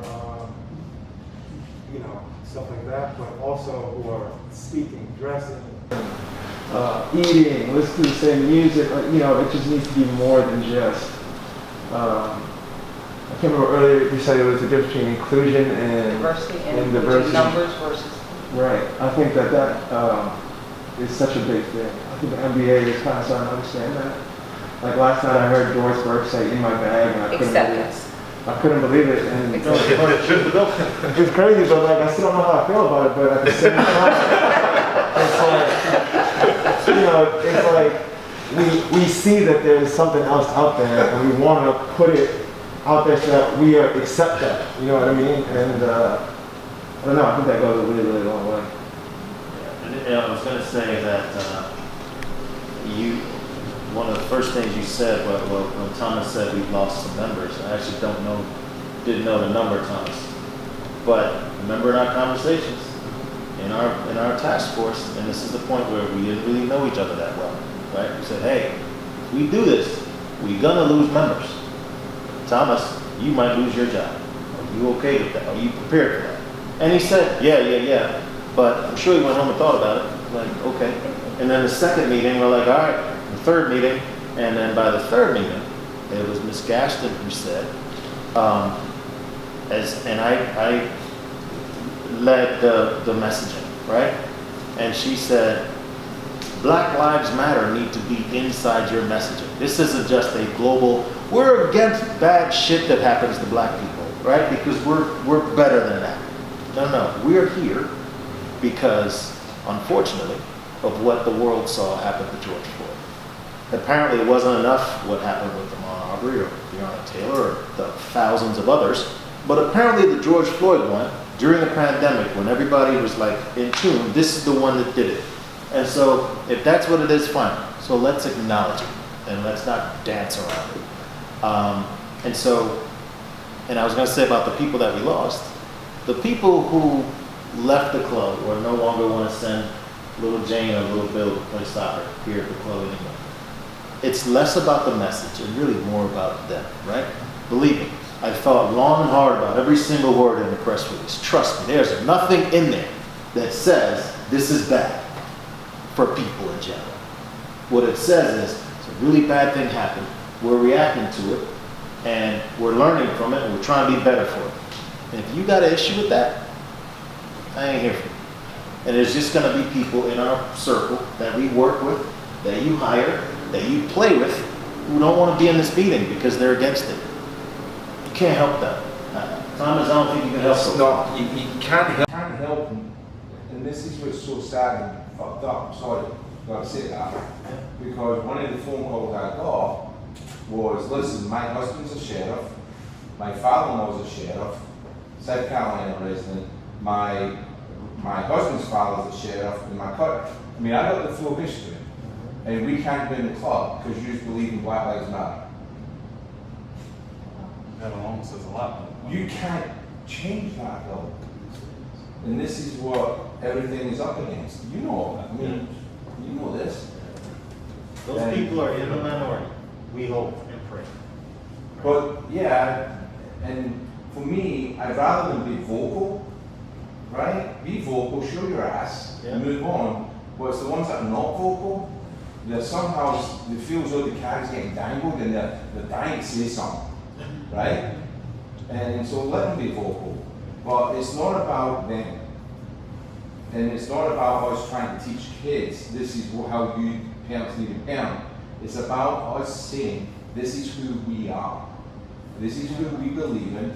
We're part of a team because we play soccer. It's in our DNA to be not a golfer, to be a teammate. And I think that's what we need to preach and mold, because I think that's where you get like-minded people with diverse conversations and culture and all that. But like-minded in the sense of, I believe in an inclusive approach here.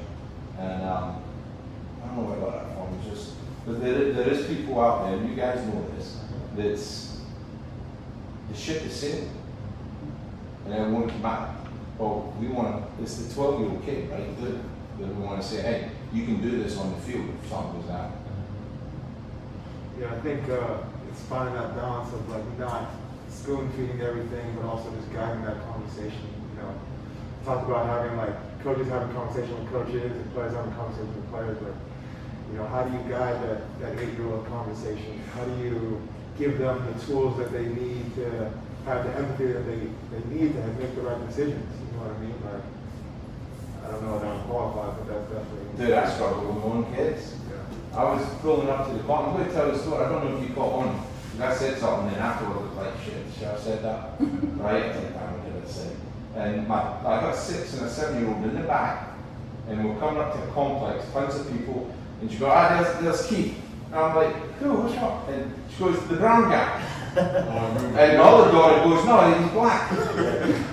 And I'm sitting going, I say, and I don't know, I'm sitting there going, what the hell? I'm being serious. I never know what you're saying on kids. Kids are great. I don't know, and I get it, and I say something to you like, yeah, Rosie called you brown, and he was like, I don't know what to do actually. He thought like dumb phones. It was interesting to hear though. I heard a story about Craig Popovich, and he had the same thing happen. Like when it was all coming, I think it was his niece. She walked in the room, and this was all going on TV, and she was like, "What's going on?" And he said in the conversation, he froze, and he had no idea what to say. He's like, and I mean, this is a guy who works with black athletes every day. He supports them. He's one of the greatest minds ever in basketball. He had no idea what to say.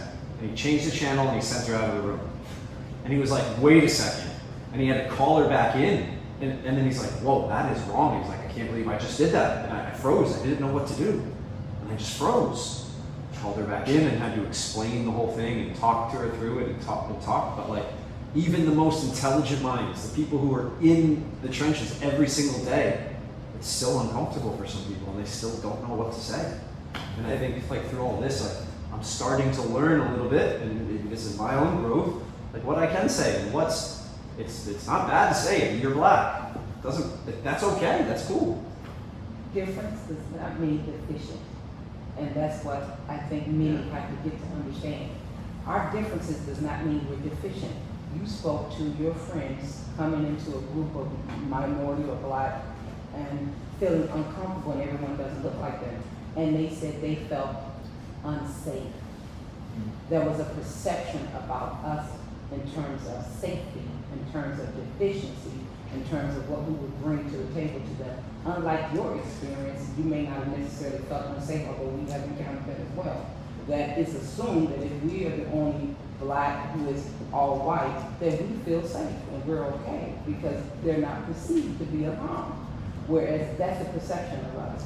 And so that conversation you're speaking to is a individual thing, and I think in the United States as a whole, and particularly corporate, of understanding transparency. You spoke to, if you're just honest and transparent, the issue with is the person black or is the person brown, it's just transparency and honesty to say, we call the color, we call the race black, but the color is actually more brown. Let's look at crayons. We call us white. Do we really look like the color white? It's just transparency and honesty. And if you do that, you get to the crust of what it is. It's not that complex. It's not that complicated. But we have all these guards up, and we don't just be transparent and real. And when you do that, the players, like you said, if a coach does that, then I'll feel free to come to them. That's where trust is built. Every relationship we have, no matter what it is, it's the trust. And that's what the coaches have to develop. If they develop the trust, the players will come to them. If I could jump in. So, my name's Drew. I'm a coach with the club on the youth side up in Huntersville area. And my children are African American, and they're 4.5. And I had that Popovich moment, if you will, when one of my daughters came home at the age of 3, and she said, my friend at daycare would not let me play in housekeeping because she said I was brown. So at the age of 3, we're having that conversation. It came up again with George Floyd and some of the things on the news, having conversations with kids. And there's moments in which my wife and I would just pray to God that the words that come out of our mouth are edifying the fact that as African American 4-year-old girls, they value themselves in the way that God made them, and that they don't have to go through moments like that. However, they're going to.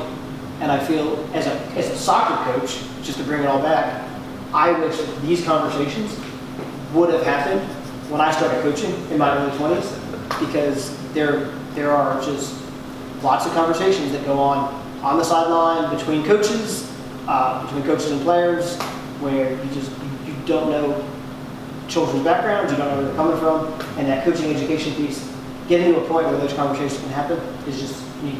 So that protocol and that coaching education program, there's a need for it, because growing up in Northern Virginia, I had a sheltered life, and it has negatively impacted the way that I've seen the world up until probably the last 5 or 6 years. But awareness is the first step, right? Yeah, and what I've noticed is we're all human, right? We all make mistakes, and I've got white friends, black friends, all different backgrounds, and I try to create a safe space, right? So my white friends can ask me questions. They can even say some things that aren't politically correct. But we created this space where I can also correct them. But I also know that they genuinely love me, and I genuinely love them, right? And kids are going through the same thing. Not so much where you guys are, but on the youth level, you know, how many of us have heard the kids in the parking lot and a song comes on? And you know where I'm going, right? And it's a rap song, and the N-word comes out, and everybody yells it. And they're like, oh, and then it stops for a minute. Everybody's like, did he just say that? Like, we can say it. But he didn't say it. You know what I'm saying? Maliciously, it's a point of education, because kids are going to make mistakes. Unfortunately, right now, mistakes are costing kids scholarships.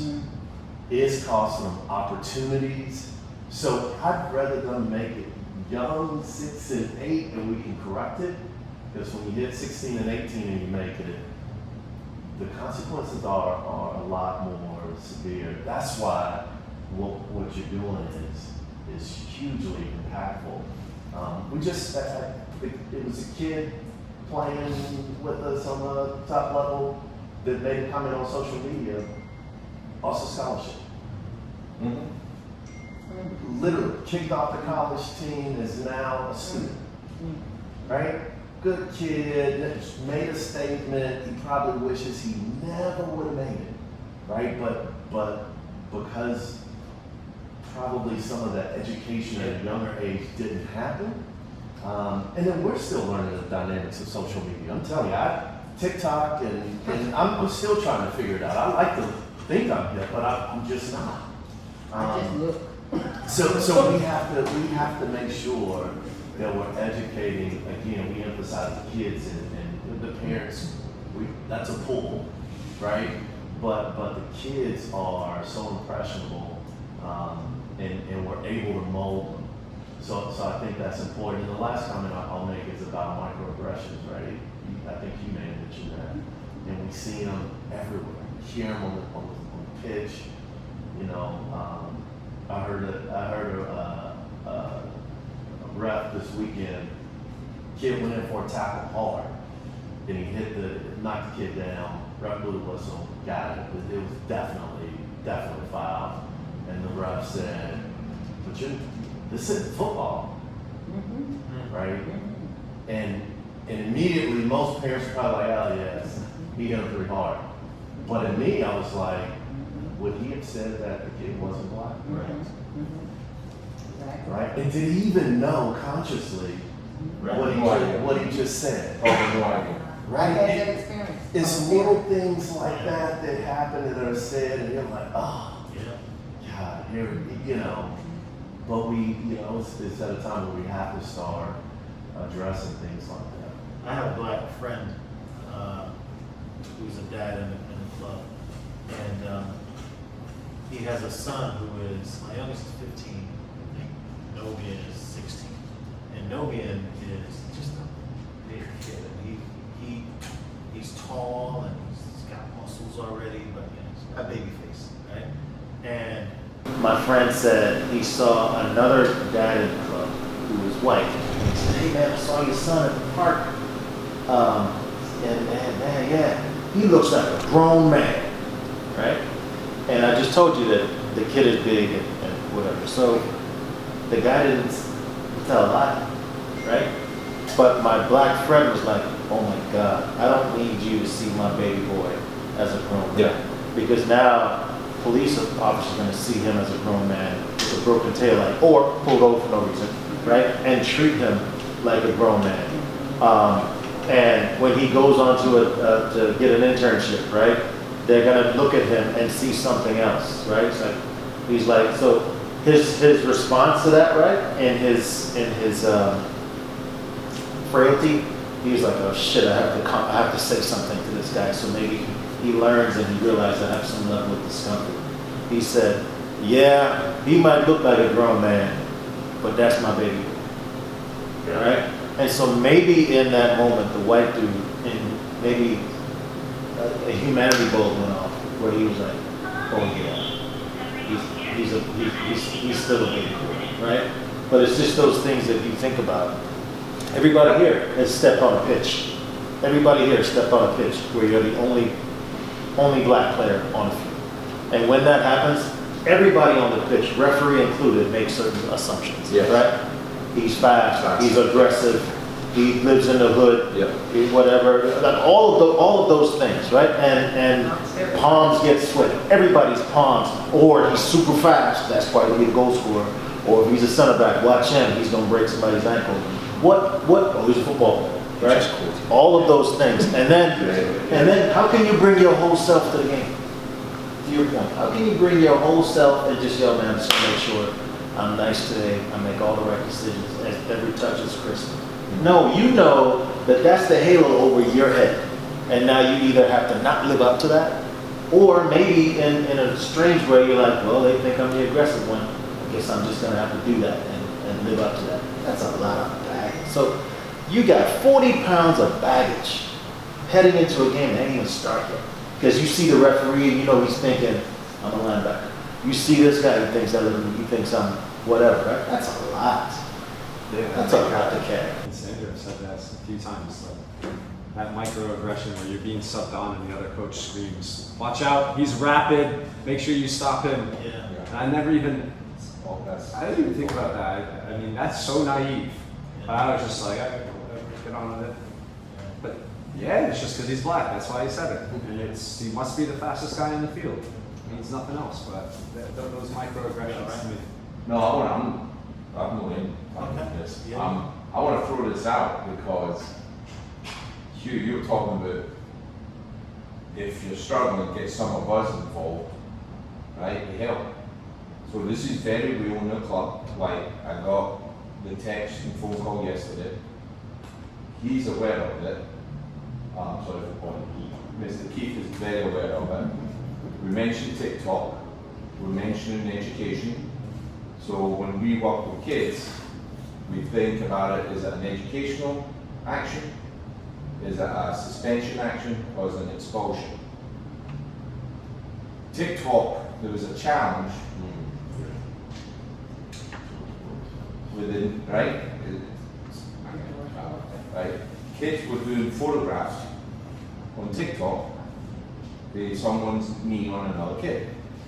And our club, the 5 or 6 photographs that went national, that kid's in our club.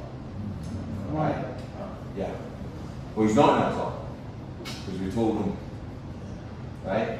Father called me, we've had death threats, he needs soccer, he needs something. He says, we've had death threats, our house has been hacked, vandalized, we had to leave town for a week just until things settled down.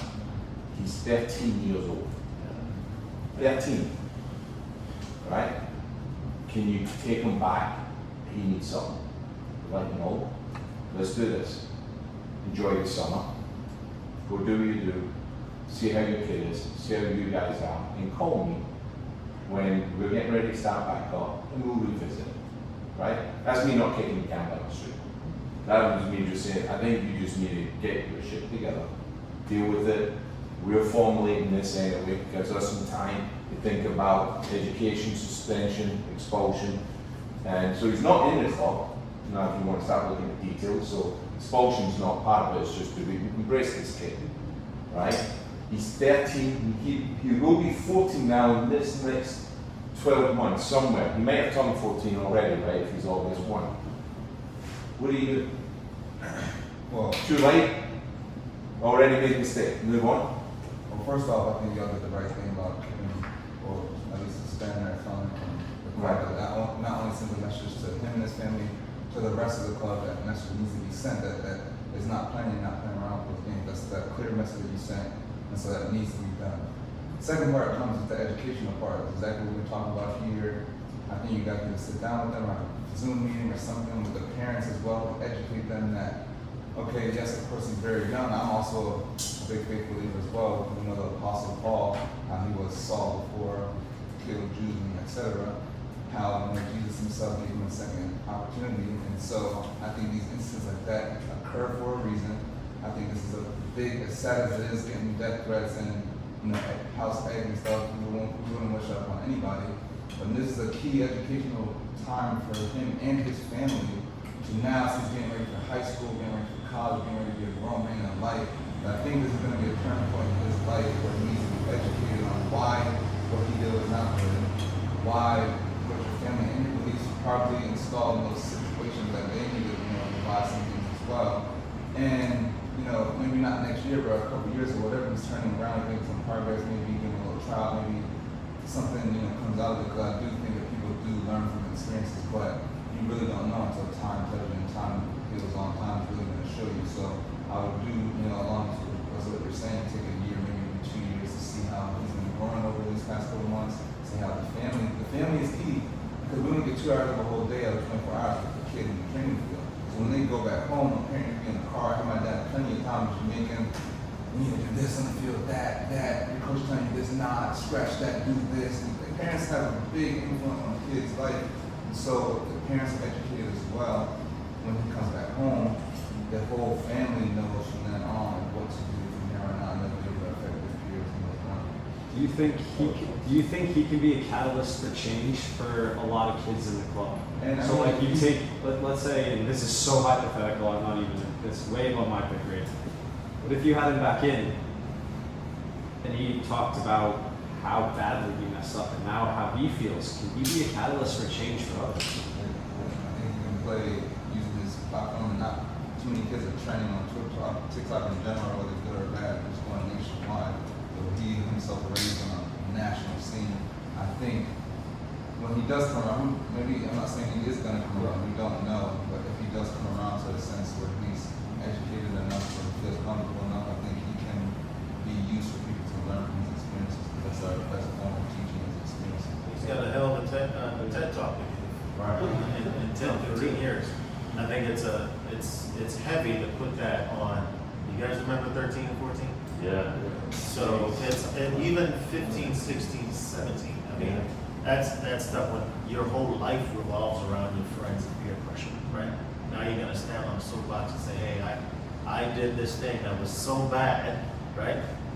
And I'm just gonna tell you how to learn from it. I think that's tough for him. And I think the kid will get past this. It's the parents having the toughest time, thinking, how did our kids do this, right? What are you doing at home that made your kid think? I'm not saying my kids are angels, but something in their head, something in their heart is gonna say, probably this isn't, my dad's gonna kill me if I do this, right? Like this isn't right. And they didn't put that moral compass in their heart. So it's really on them. They're the ones who need to get that TED Talk straight. But we did the right thing. There is no standing a corner on this one, right? It's tough. In fact, if you looked that kid in the eye, you wouldn't have made that call. And it's good that you didn't, because you're a father. But yeah, and that's what we have to do. There has to be a heavy hand, right? A Jamaican dad, I got spanked growing up for no reason. So We're all about the heavy hand. And I'm also that Jamaican dad who was like, don't listen to your coach. But I think just kind of piggyback off that, I think like right now, since the club is in transition, it's hard to have that heavy hand because the club is learning and everyone's kind of in this process together. But as like, you know, as we start to get these systems in place where the kids are getting educated and, you know, they know what's right and wrong, and we know that because we've given them those resources. I think after that, then it's okay to kind of be a little bit more heavy-handed because it's like, all right, we've set you up, we've given you all the right conversations, we've given you all the points, we've shown you all the different angles, and you come to decisions on your own. Like, there still needs to be an education piece, but at the same time, the consequences are then warranted. Yes. You know what I mean? I personally believe in second chances in life. God knows I was given one. But as a defender, I also believe in the first 5 minutes you make sure the striker knows you're there and send a message. Right? So I'm torn because I want to have one club, one love say, let us help and impact and influence you. But also know it might not be retweeted that we took the kid back, but the next kid knows, and the next kid knows he's back in the club. So I'm torn. That's why I want to kick out because it's very real. Yeah. I think that can be a progressive thing if it's considered. So, a question to you all that you were kind of asking. Do you see, and you kind of alluded to it when you said a year or 2 years of that person re-entering the club. So you gave a time frame of a year or 2 years to look at what that would mean and what would happen over that period. If it's a year, if it's the first half of the year, or if it's a full year. What would be the expectation of that player's engagement? Not so much to be a platform to speak, but engagement of commitment to wanting to play and really understanding and learning about what occurred without having the ability to play. Because it's easy to just return that with all of the sympathy of what occurred to them, right? And they're giving that privilege back. But what is that real value with? So it's, yeah, and a 13 and 14-year-old is smart enough and intelligent enough to sit and say the right things over Zoom and make it sound great, right? And what do you think? You were involved but I'm in just saying, it. trying to second chances. What are you talking about? So when I found out, I had a conversation with when I found out about it, and it was the same thing like we talked about at that age. Really, how mature was he? Obviously, the decision was a dumb decision, but how mature was he? And then at that point, do we offer a second chance? But really, what will he learn from that? What will he take from it? When is that second chance to be given? And my thought process is different than the person I was talking to. I do believe in second chance, yes, but I also understand these are tough times. And it does go back to the parents. It's about how they're raised in their home. Because we don't have but 2 hours to go for us, no matter where they go, that we are impacting them.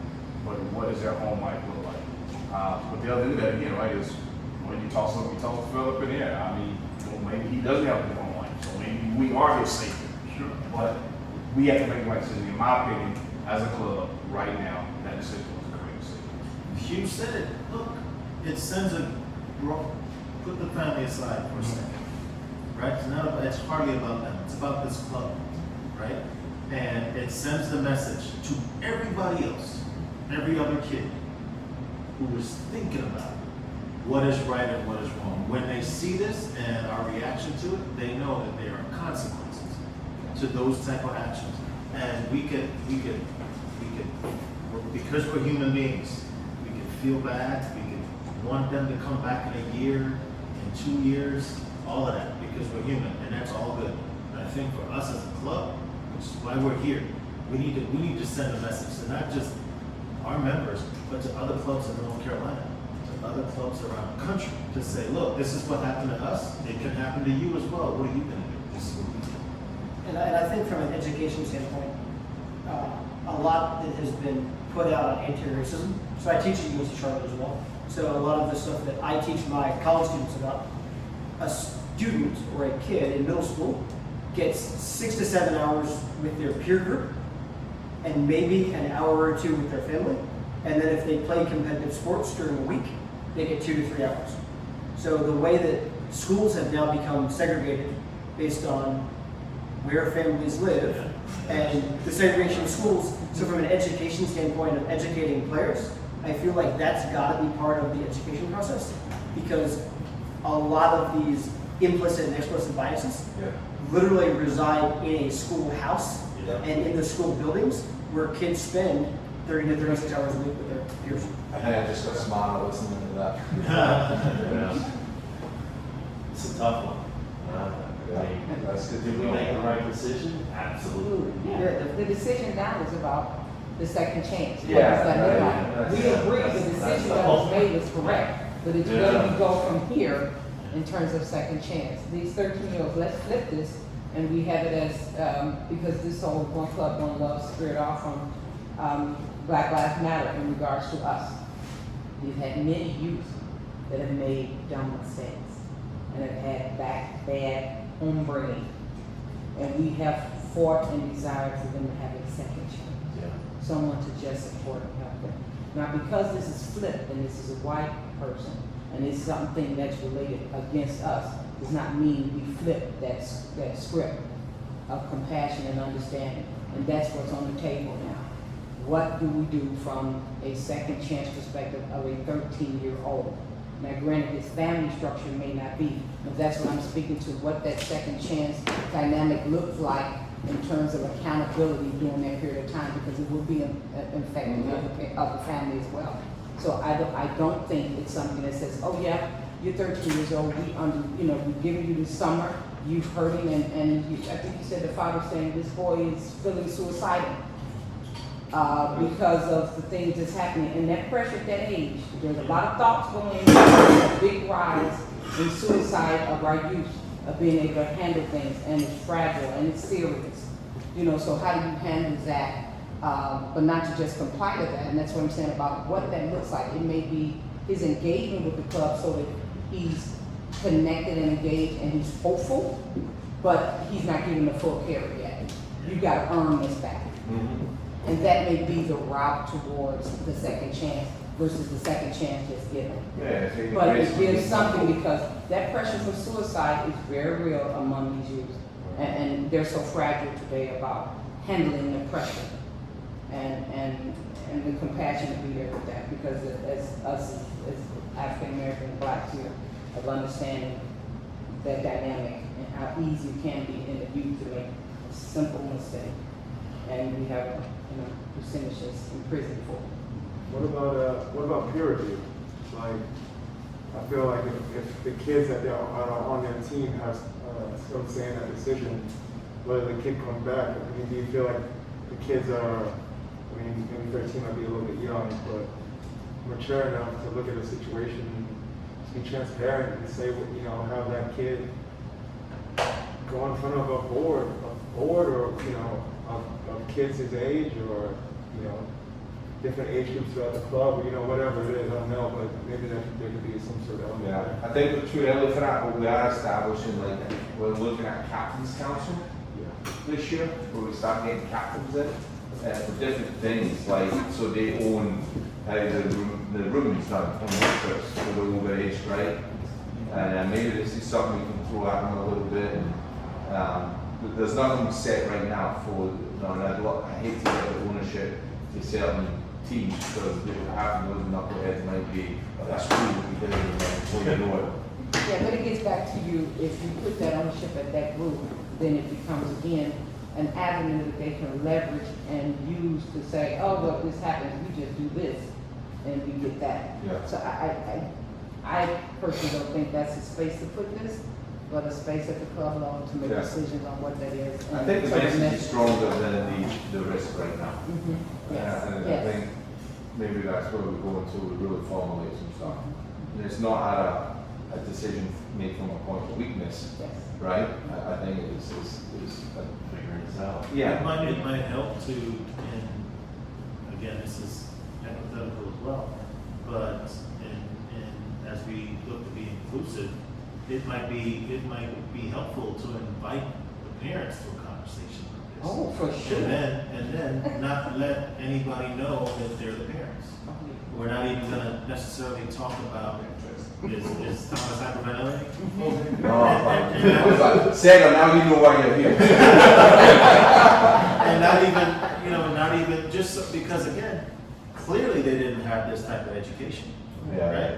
I mean, I hate to assume that, but just based on the facts, this is the exact type of setting that they need to be in, right? And that's our way of putting our arms around them, right? And then after they're gonna go home and talk to little Charlie and maybe impart some of that wisdom that they learned here. And make a Listen, decision. they are not our responsibility. No, but they're gonna also make a Hate to say it decision. that way, Because. but it is. Yeah, but they want this club and they want their child for the club.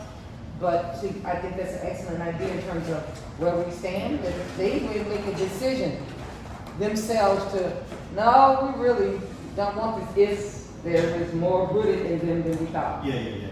Right. Even though people play to be in this club, it's still a privilege to be here, right? Coach Sarah, you looked at me like I was crazy there. Well, no, I just think it's difficult, right? Because, and this touches on what we were talking about earlier, right? Some quantitative change, which was so easy to implement. You have to have 50 hours of community service over the next year that you come back.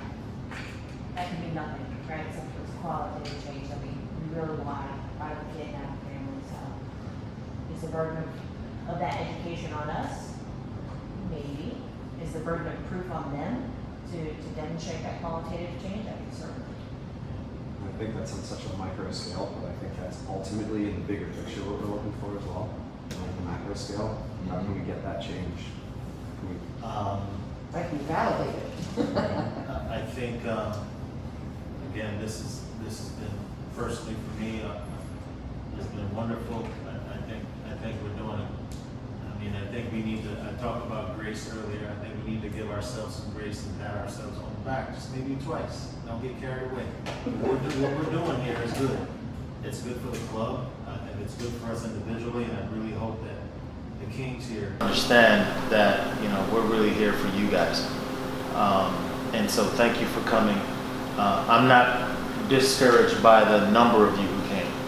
I'm encouraged that the guys who did come wanted to be here.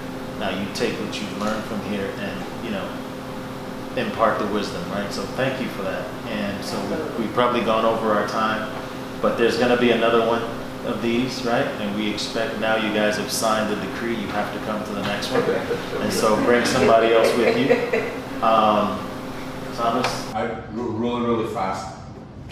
Thank you. That's it. Yeah, thank you. And people have got to know me a little bit. I love music.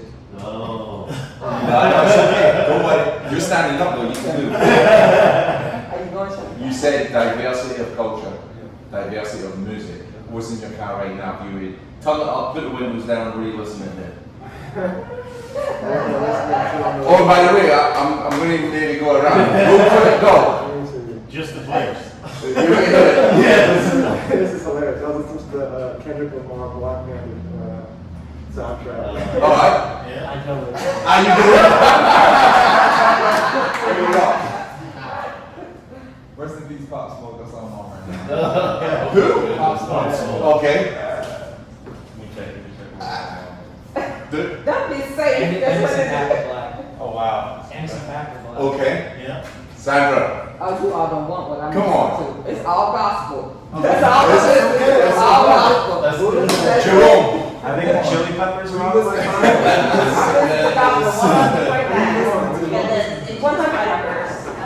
Oh, yeah. Oh, you're not from here. Oh, come on, Cleveland. There you go. He's got a podcast. I actually was listening to Laugh Now Cry Later by Drake. Yeah. Like it. A little hope. Oh yeah. Actually, I was on a conference call, so I wasn't. My kids are in the Hamilton sector. Yes. Mr. Moss? So I think for the past month and a half, I've been listening to Lucky Day.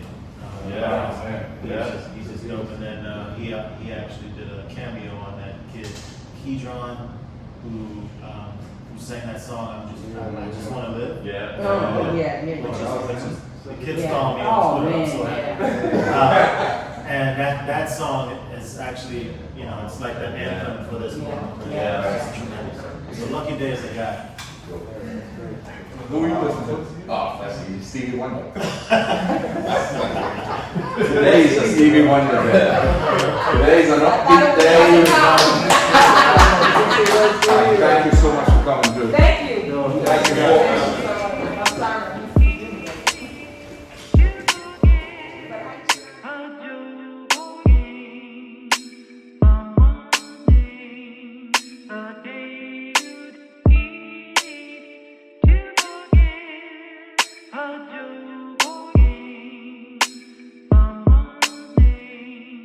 A